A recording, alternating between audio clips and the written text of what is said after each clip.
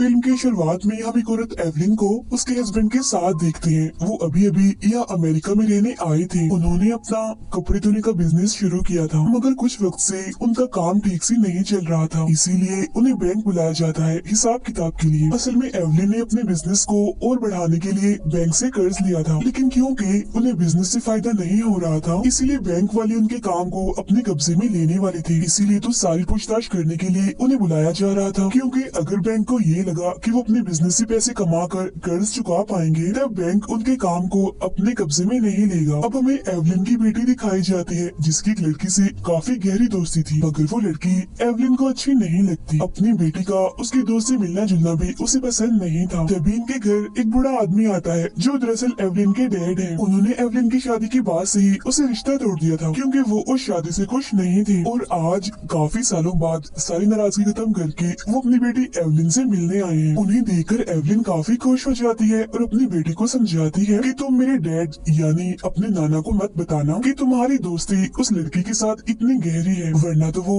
फिर से मुझसे नाराज हो जाएंगे। इसके बाद हम एवलिन, उसके हस्बैंड और उसके डैड को बैंक जाता हुआ देखते हैं, जहाँ तभी अचानक से एवलिन के हस्बैंड, जिनका नाम वेमन था, उनके अंदर कोई और ही आ जाता है।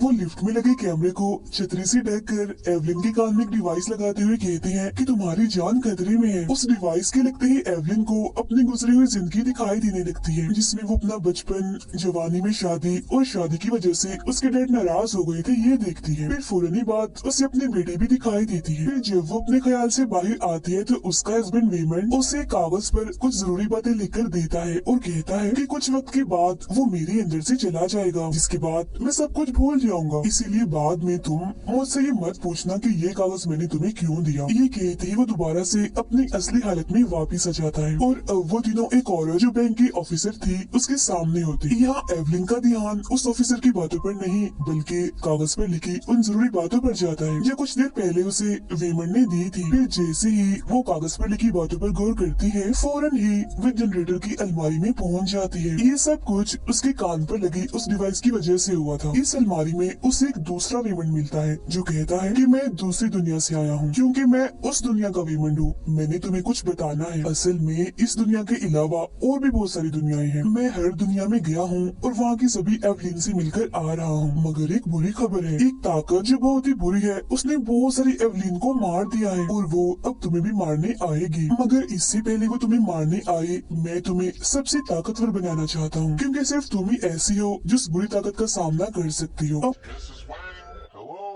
अब इसी बीच हम एवलिन को उस ऑफिसर के सामने और अलमारी दोनों जगहों पर देखते हैं, क्योंकि वो खुद वहाँ नहीं गई थी, बल्कि उसका जहन, उसकी सोच उस अलमारी में गई थी और दूसरे रेमंड से बात कर रही थी। मतलब कि एक ही वक्त में दो जगहों पर दो एवलिन्स मौजूद थी। फिर तभी अलमारी में दूसरी दुनिया की वो ऑफिसर दूसरे रेमंड को मार देती है और फिर जैसे ही वो एवलिन पर हमला करती है, वैसे वो खुद को असल में उस ऑफिसर के सामने पाती है। फिर इसके बाद वो लोग बैंक से जाने लगते हैं, मगर यहाँ पर एवलिन को लगता है कि वो ऑफिसर मुझे मारने आ रही है, इसीलिए वो उसके मुंह पर मुक्का मार कर उसे गिरा देती है। ऐसा होते ही गार्ड्स वहाँ पर आ जाते हैं। तभी वेमन के दिमाग में दूसरी दुनिया का वेमन फिर से आ जाता है, जिससे उसमें अजीब सी ताकत आ जाती है और वो गार्ड्स पर हमला करके उन्हें मारने लगता है। सभी को ढेर करने के बाद वो एवलिन को यहाँ से ले जाता है, तो वो उसे सब सच बताने को कहती है। वो बताता है कि इस दुनिया के बाहर जितनी भी दुनियाएं हैं, वहाँ हमारे अलग अलग रूप हैं। मतलब कोई वहाँ खुश है तो कोई नहीं, कोई वहाँ अमीर है तो कोई गरीब, कोई ताकतवर है तो कोई कमजोर है।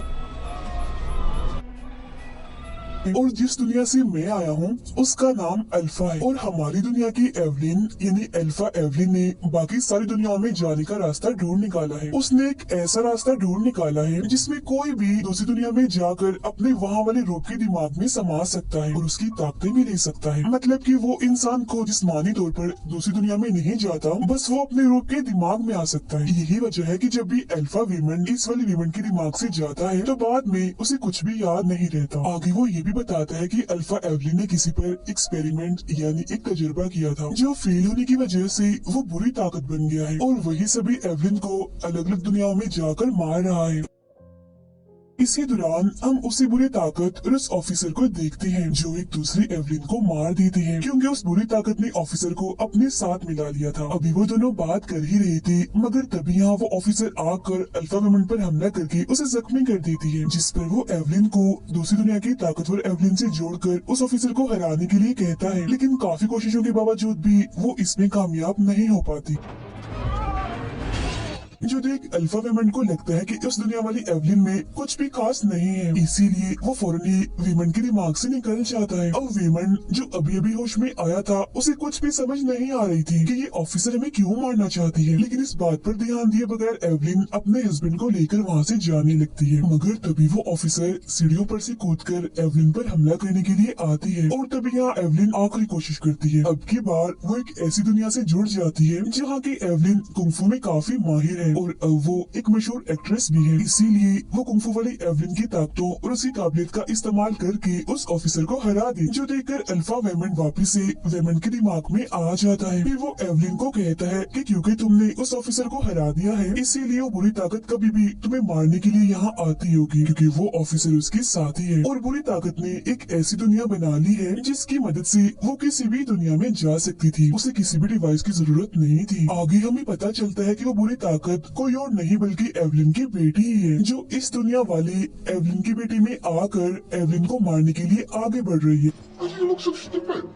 उधर तभी कुछ पुलिस वाले एवलिन को पकड़ लेते हैं, क्योंकि कुछ ही वक्त पहले उसने ऑफिसर को अपने कुंफू वाले स्टाइल से काफी जख्मी जो कर दिया था। लेकिन इससे पहले कि वो एवलिन को अपने साथ ले जाते, तब यहाँ एवलिन की बेटी आ जाती है, यानी वही बुरी ताकत जो इन पुलिस वालों पर हमला करके उनको मार देती है। इसके बाद वो बढ़ती है एवलिन की तरफ उसे मारने के लिए, मगर तभी वो कुंफू वाली एवलिन से जुड़ते हुए बाकी दुनियाओं से भी जुड़ जाती है, और खुद को पाती है एक ऐसी दुनिया में जहाँ सबकी उंगलियां डॉग जैसी है। इस दुनिया में एवलिन उस ऑफिसर की काफी अच्छी दोस्त है, और फिर तभी वो वापस से अपनी दुनिया में लौट आती है, जहाँ उसकी बेटी अपनी माँ एवलिन को अपने ही बनाई एक दुनिया दिखाती है। इस दुनिया में जाने का एक काला रास्ता था जो उसने इसलिए बनाया था ताकि वो अपनी माँ के साथ वहाँ जाकर अपने दुख खत्म कर सके। दरअसल उसकी बेटी ने सारी दुनियाओं में जाकर अपनी जिंदगी को देख लिया था, जिससे उसे ये पता चला कि वो किसी भी दुनिया में खुश नहीं है। इसीलिए तो वो बाकी एवलिन्स को मारते हुए एक ऐसी एवलिन की तलाश कर रही थी जो उसकी तरह दुखी हो, उसकी जिंदगी में भी कुछ भी ठीक ना हो, क्योंकि सिर्फ वही वाली एवलिन ही उसकी बेटी का दुख समझ सकती है। तो तभी यहाँ एवलिन के अल्फा डैड आकर उसे इस बुरी ताकत से बचाकर ले जाते हैं,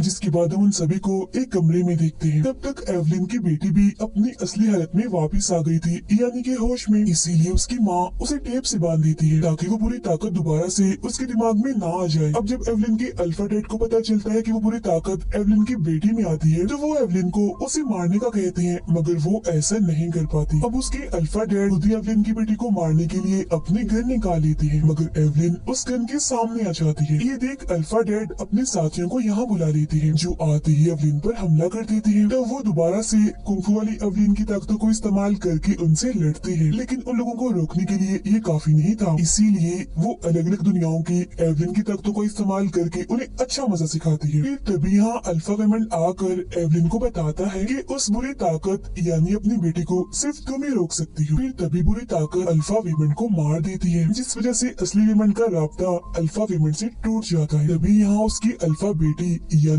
वो बुरी ताकत भी आ जाती है, और अब एवलिन जैसे ही उसका मुकाबला करने वाली होती है, तभी उसका दिमाग बाकी दुनियाओं की एवलिन से जुड़ जाता है।